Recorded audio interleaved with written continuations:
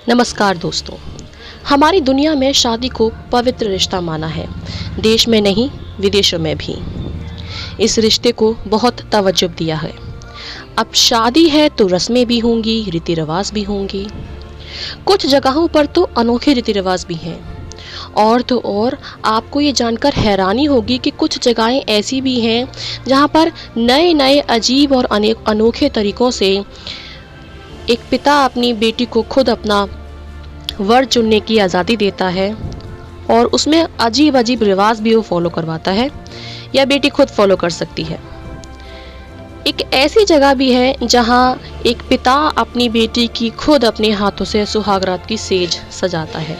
आइए जानते हैं ऐसे ही अजीब और गरीब रिवाजों के बारे में जो कहीं पर टैबू है तो कहीं पर वहाँ पर उसको बहुत ही खुले हाथों से उसका स्वीकार किया जाता है और अपना जाता है और खुशहाली का प्रतीक भी मानते हैं ऐसे रिवाजों को। मगर उससे पहले अगर आप हमारे चैनल पर नए हैं तो सबसे पहले आप प्लीज़ हमारे चैनल को सब्सक्राइब करें, क्योंकि आपके सब्सक्राइब करने पर हमें बहुत मोटिवेशन मिलती है और हम इससे और भी वीडियो बनाने के लिए प्रेरित होंगे भविष्य में। साथ ही मैं रिक्वेस्ट करना चाहूँगी, अगर आपको ये वीडियो अच्छा लगे और पसंद आए तो आप इसे प्लीज़ लाइक और शेयर करना ना भूलें। तो चलिए दोस्तों आगे बढ़ते हैं। दोस्तों हमारे देश भारत में मध्य प्रदेश है जहाँ पर एक गांव है जहाँ पर बारात का स्वागत सिर्फ शरबत पिलाकर किया जाता है। ऐसा यहाँ पर दहेज प्रथा को ख़त्म करने के लिए किया गया है। लोग इस प्रथा को सालों से निभाते चले आ रहे हैं खुशी खुशी। किसी पर किसी तरह का कोई दबाव नहीं दिया जाता। घोस्ट ब्राइड चीन के शांसी इलाके में एक प्राचीन प्रथा है जहाँ पर किसी भी मरे हुए व्यक्ति, आदमी या औरत जो अनमैरिड मरा है, उसकी आफ्टर लाइफ के लिए पार्टनर ढूंढकर विवाह कराया जाता है। इसके बदले में बहुत सारे पैसे, जेवरात और मेंशन लड़की के घर वालों को दिया जाता है। ऐसा मरने वाली की आत्मा को शांत करने के लिए किया जाता है। अगला है एक ट्रेडिशनल बंगाली वेडिंग में दूल्हे दुल्हन की माँ शादी में शामिल नहीं होती। ऐसा इसलिए किया जाता है क्योंकि अगर इन दोनों में से किसी एक की भी माँ शादी में शामिल हुई तो इससे उनके बच्चों की आने वाली मैरिड लाइफ पर बुरा असर पड़ सकता है। ऐसा ही एक रिवाज है जो उत्तर प्रदेश के कुछ हिस्से जैसे कि आगरा, मथुरा जैसे यानी कि वेस्टर्न यूपी के कुछ हिस्सों में आप देख सकते हैं। यहाँ पर दुल्हन की माँ, उसकी ताई और चाची कभी भी लड़की की शादी के दौरान उसको फेरे लेते हुए नहीं देखती। दूध पिए, ये एक गुजराती प्रथा है जिसमें जो आपको गुजराती शादियों में देखने को मिलेगी, जिसमें दूल्हे के पैर उसके होने वाले ससुर द्वारा दूध और शहद से धोए जाते हैं। इस रिवाज को मधुपर्क कहते हैं। और सबसे अजीब बात तो ये है कि दूल्हे को वह हिस्सा पीना पड़ता है। यूपी के एक आदिवासी इलाके में दूल्हे का स्वागत गुलाब या चमेली के फूलों से नहीं बल्कि उन पर फेंके गए टमाटर से होता है। टमाटर फेंकने की वजह यह है कि इस तरह के दुर्भाग्यपूर्ण और अजीब नोट से शुरू हुआ रिश्ता दूल्हे दुल्हन के बीच गहरे प्यार को निश्चित रूप में बदल देता है और उसको बढ़ाता है। अगला है असम। असम में राभा जनजाति की शादी सबसे सरल शादियों में से एक है। यहाँ पर दूल्हा दुल्हन सिर्फ एक दूसरे को माला पहनाते हैं और बस हो गई शादी। फालतू खर्चे का कोई झंझट ही नहीं है। माला पहनाते ही वो विवाहित घोषित कर दिए जाते हैं और उसके बाद एक भव्य भोज होता है। दोस्तों भारत में एक ऐसा आदिवासी समुदाय भी है जहाँ पर एक पुरुष और एक महिला की शादी होती है तो उस महिला को अपने पति के साथ एक छिपी जगह पर रहना होता है, किसी गुप्त स्थान पर, और वो बाकी के किसी भी लोगों से बातचीत नहीं कर सकती। इसकी उसे कोई इजाज़त या अनुमति नहीं दी जाती।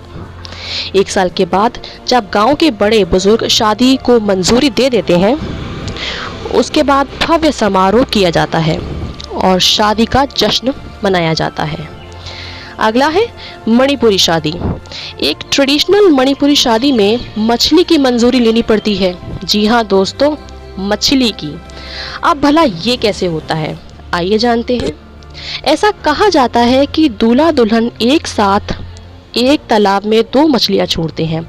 अगर दोनों मछलियाँ एक साथ चलती हैं, तैरती हैं, तो इसे शुभ संकेत मानते हैं। इससे माना जाता है कि उनकी मैरिड लाइफ जो है मछलियों की तरह एक साथ चलेगी खुशी खुशी। अलाकाचू, ये सेंट्रल एशिया के किर्गिस्तान में एक ऐसी प्रथा है जिसमें दुल्हन घर में किडनैप करके लाई जाती है। अलाकाचू का मतलब है कि युवा महिला को ले जाना और भाग जाना। पुरुष किडनैपिंग अपने दोस्तों के साथ या अपने रिश्तेदारों के साथ मिलकर करता है। वो अपनी पसंद की लड़की को चुनता है, उसे उठा ले जाता है और अपने घर पर ले आता है। लड़के के घर वाले लड़की को जबरन शादी के लिए तैयार करते हैं। यह प्रथा वहाँ पर इल्लीगल है मगर आज भी कायम है, चल रही है। सरकार के प्रयास भी इस मामले में विफल दिखाई दे रहे हैं। दरवाजे पर दस्तक।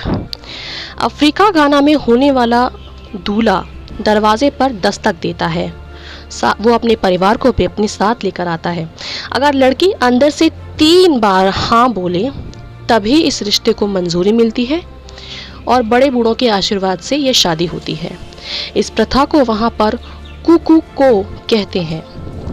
अफ्रीका की एक ट्राइब है जहाँ पर होने वाले दुल्हन के ऊपर थूका जाता है।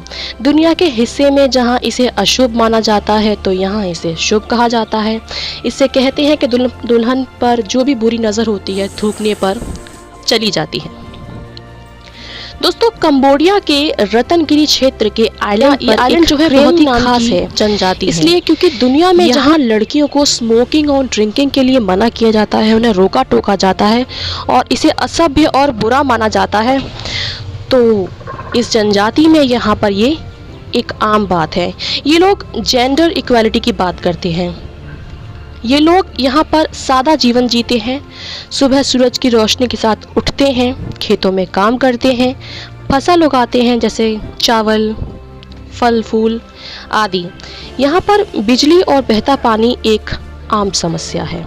हालांकि जब युवा महिलाओं के यौन सशक्तिकरण की बात आती है तो उन्होंने एक नई परंपरा सामने लाई है जिसमें 13 से 15 साल की उम्र की लड़कियां जैसे ही युवावस्था में पहुंचती हैं तो उनके पिता परिवार के घर से दूर एक अलग झोपड़ी बनाते हैं उनके लिए, ताकि वो लड़कों के साथ एकांत में मिल सके। वहाँ पर उनका मानना है कि शादी से पहले फिजिकल इंटीमेसी गलत नहीं है। इनफैक्ट वहाँ तो ये कहकर लड़की को एनकरेज किया जाता है कि वो ऐसा करके अपने लिए सही वर खोज रही है।